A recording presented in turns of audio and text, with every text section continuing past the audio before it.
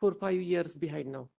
So that buzzword has been created for a variety of systems. You have been seeing like 2000 for the dot-com bubble. But today you see the reality where you can order anything from Amazon or variety of things. Amazon was there in 1998, 2000, 2004, where there was a tide, is a buzzword. So same tide is running now. There is kind of residing that tide will be happening in 2 to 3 years, but the outcome after that, which is coming, which is truly transformative, the one that web has done to us. Same thing AI will do in next to 4 to 5 years. So that trustworthiness, how we can achieve? So we need doctors in the loop.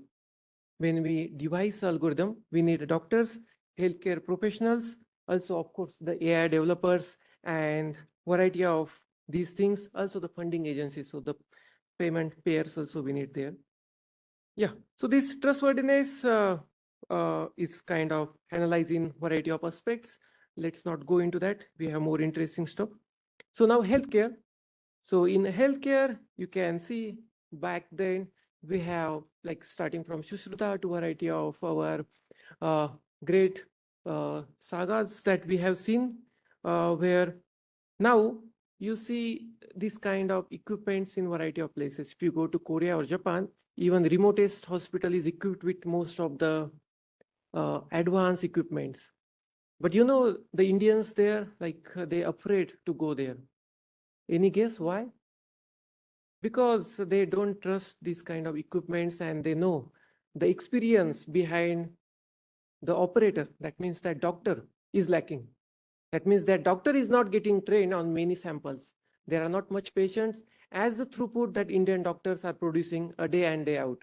So this kind of experience is nothing but the data, that they are churning that much data day and night out. That way their neural network, natural neural network is getting so well trained that patients are trusting them. So no matter how good equipments or how good apparatus the foreign doctors are holding, the patients are not trusting that much. Local population, they haven't seen the Indian doctors. They don't know. They have no choice. They have to go there. But the one who have seen, they are pretty afraid. Yeah. Now healthcare aspects.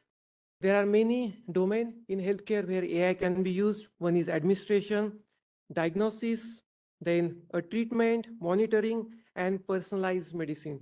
You see, there are low-hanging fruits. If you are a person heading the department in one of the hospital, the administration, also the monitoring. These are the things that you are not going to get in trouble because these are pretty easy, where you can put AI into work. Why? In administration, there is no kind of issue of privacy. There is no issue of kind of wrong diagnosis, which can happen in the diagnosis or treatment pattern where we have to use the AI.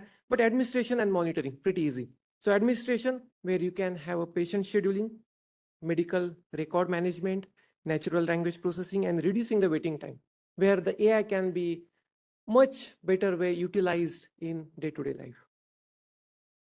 Then diagnosis, yeah, this was the headline in Chicago, like 3 years back. So would you trust the AI doctor? So that was a mass voting has been done. Only less than slightly 50% people agreed to that one. So that's why diagnostic is slightly better, but not that better field to venture upon. So that's why AI is lagging behind that one. One is because of dataset, lack of dataset, and second one is the trustworthiness. So detecting lung cancer, cardiac health, like classifying skin lesions, retinopathy, these are some work are seen by the leading companies where they are putting their mark currently in diagnosis. Also the treatment, where pathological tumor segmentation, which portion of the tumor need to be removed. That segmentation you might have seen 10 years back, some softwares the companies provide also segmentation were there. But remember my slide, the current state of the AI, that detection of classification of different 1,000 classes was there in 20 years back also. But the accuracy there versus 28% error rate to currently just 1% error rate, that's the difference. So precise cutting of that tumor or precise targeted therapy, that's what we can achieve in treatment. So now monitoring, where you see in oncology, the home infusion, it's most challenging task. So even the large companies are struggling. Home infusion means once the patient is getting treated, it's no longer viable to keep him on ICU bed because it's expensive. Also new patients we have to put there. And since he is now well-to-do, he can be transferred to home while monitoring variety of symptoms like heart rate, then CPS, GSM, ECG, and so on. There currently a nurse is present, but the patient is afraid of that. Why? Because the main doctor is not present there. Still, he likes the doctor's touch and he trusts the doctor only. So that home infusion is still large companies are facing issues to put AI directly. That because of trustworthiness. Now healthcare, this one is more on science side, like personalized medicine, where you can achieve a like causal gene identification through AI. It can churn down the large data set very easily. Then phenotypical and genetic heterogeneity can be analyzed. Polygenetic risk can be analyzed. Also the drug discovery, where my team is also working on. You can have a AI-based drug discovery where ligand and epitope can be analyzed properly to have fast discovery of the drugs. Now, to do that, like even the medical practitioners need to have approximate knowledge of these tools, starting from even the physics is needed, imaging technology, neurobiology, even mathematics, machine learning, if somebody is willing to venture core into AI. If somebody is just willing to use the AI, then of course, these details are not necessary about these analysis. Some case studies I will present quickly. So this is the one case study where we have done a skin cancer detection. Having a background from electronics helped us to kind of construct a RF oscillator where we can change the frequency at our will. That frequency and controls that illumination frequency, that illuminator, where that is being targeted towards the final area where the skin lesion or a protruding portion from the skin is visible, and then imaged back to the CCD. We change the frequency, we get the image. So that kind of approximate multispectral imaging we can achieve, and the rest part is AI-based medical data diagnosis. So the imaging apparatus plus computational AI-based imaging. So that's we can push through. We have pushed through some of the limits of the data accuracy that we have been getting from the new medical practitioners. So that's a human accuracy that we have reached. This one is about AI in robotics healthcare. So where the motor neuron impaired patients need to be given some help, some kind of assistance. That is kind of home infusion that we have seen. So autonomous wheelchair need to be constructed where we have to take the brain signal out, what the patient is thinking, because he cannot move the wheelchair, he cannot even open or close the eyelid. So that's the motor neurons totally impaired. So how can we provide a 24/7 assistance to that one? So that's the algorithm where we have constructed a wheelchair. Obviously, wheelchair we haven't constructed ourselves. We just got the wheelchair. We made it autonomous via a variety of like motors, battery management systems, also the autonomous driving part. And the brain signal that we classified, where what the patient is thinking about. So whether it's thinking to go to recreation area, to go to the washroom, there the wheelchair takes the autonomously, easily. So that's also we have tested on real patients from like Kanpur region. So this is the region where our patient is kind of dumbly acted by a student, which they happily act before the assignment submission as a motor neuron impaired patients. So that's part. The last study that we did about the laryngeal cancer detection. So like in 2022, India had more than 14.1 lakh new cancer cases or 9.1 lakh deaths, which is huge as compared to COVID. And laryngeal cancer is 7th most common cancer in India. And here challenge for AI is data is not easily accessible, plus the patient's privacy and so on. Still, me and one of the doctor private clinician from Lucknow. So we analyzed from last 2 years, started from 2020 December, 2021 December. So he's having some kind of data collected, NBI lesion structure, also the RGB lesion.